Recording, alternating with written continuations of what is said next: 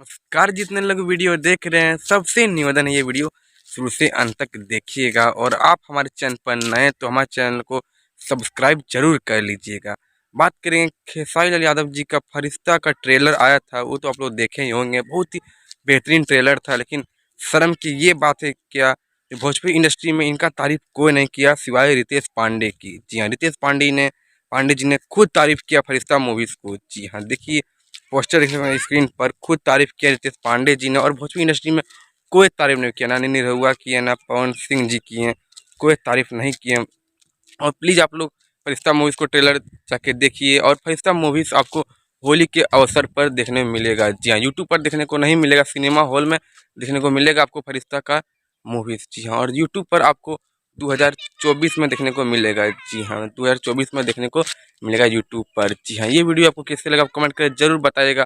और आप हमारे चैनल पर नए तो हमारे चैनल को सब्सक्राइब जरूर कर लीजिए। मिलता है अगले वीडियो पर, तब तक थैंक यू।